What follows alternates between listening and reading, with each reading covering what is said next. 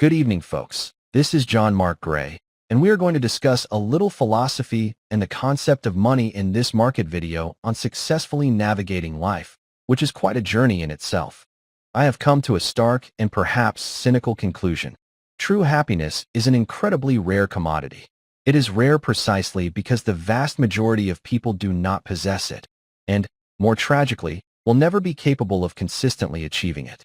And because they themselves are mired in this state of dissatisfaction, they often harbor a subconscious, or even overt, desire for you to suffer alongside them, to share in the bitter consequences of their own regrettable choices in life. Their misery, as the saying goes, truly loves company. If you permit it, if you drop your guard even for a moment, this world, with its relentless negativity and pervasive struggles, will single-handedly drag you down to its own wretched, interminable level of suffering. It is a powerful, almost gravitational, force that seeks to equalize, to pull everything into its orbit of discontent. To resist this pull requires an immense act of will. Therefore, if your ambition is to accomplish great things, if your aim is to cultivate and maintain happiness within what is, by most objective measures, an otherwise unhappy and often hostile world, then a radical, uncompromising stance is required. You must completely and unequivocally reject the prevailing mentality of the outside world and its rather profoundly messed up, dysfunctional paradigms. It is a necessary act of intellectual and emotional self-defense. This struggle is not a one-time battle but a constant, ongoing skirmish waged against the insidious effects of natural, behavioral, and collective conditioning. Society, with its myriad unspoken rules and pressures, is perpetually attempting to drag you down, to force you to adopt the mediocre life, to passively embrace unhappiness, and to, astonishingly, find perverse satisfaction in suffering, presenting it as some majestically pathetic, yet unavoidable, glory. This herd mentality, this gravitational pull towards the mean, is a powerful force that seeks to homogenize individual experience.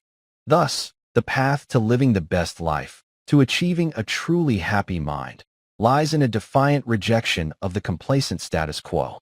It demands a radical departure from the norm. Dare to be different. Dare to be great. And, most importantly, dare to achieve magnificent things in this world, things that transcend the ordinary and challenge the conventional. It is an assertion of individual sovereignty in a world that prefers conformity. Friedrich Nietzsche, in his seminal work on the will to power, delved deeply into concepts that resonate profoundly with this philosophy. The core idea, as he articulated it, suggests that happiness is inextricably linked to having control over your environment, the capacity to exert influence over your immediate surroundings, to shape your personal world, and to wield power over others. This power, in Nietzsche's framework, is not simply about domination, but about self-overcoming, self-creation, and the assertion of one's will against the forces that would diminish it.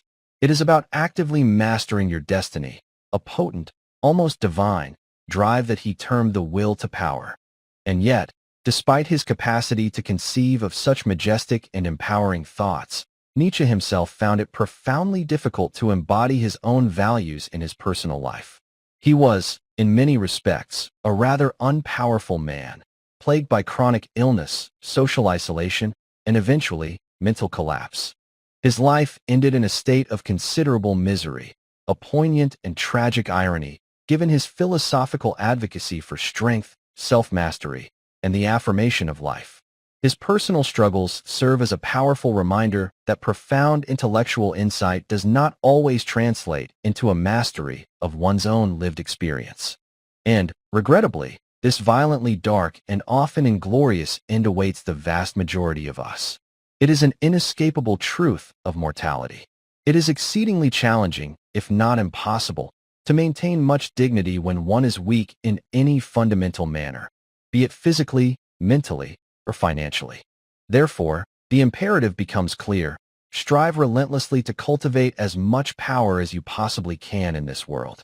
It is a necessary defense, a means of preserving one's dignity against the inevitable onslaught of life's challenges. And in this striving, having money, as much money as can possibly be accumulated, proves to be an indispensable ally.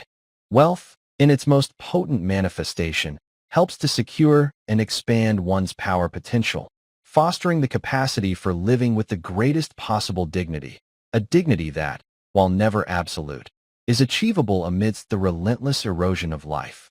For life itself, in its ultimate, inexorable march towards an end, is a kind of losing battle, one that, in its finality, strips us all bare, rendering us vulnerable and weak. Money cannot prevent this ultimate outcome, but it can profoundly shape the quality and agency of the journey. Therefore, the call to action is clear: fight the good fight. Engage vigorously with the challenges that life presents. And whenever you enter into a confrontation or competition in this unforgiving world, strive with every fiber of your being to win.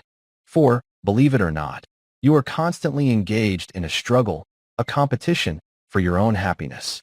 This is not hyperbole. It is a fundamental truth of human existence. The real world, in its raw, unvarnished state, is a harsh arena of competition where winners and losers are definitively declared.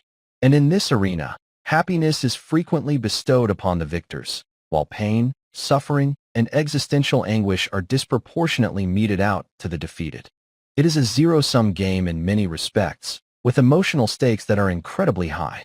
Thus, happiness itself is not a passive state. It is its own fierce competition. It is a hard-fought pursuit, a relentless quest for an elusive prize. This pursuit, stripped of all romantic illusion, is expressed through the brutally harsh, unsparing lens of humanity, a raw, visceral engagement with the fundamental human struggle. This, my friends, is happiness, understood not as an abstract ideal or a fleeting emotion, but in its most practical, most challenging, and most profound sense. It is a conquest, a testament to resilience, and a perpetual act of will against the currents of an often indifferent and sometimes hostile world.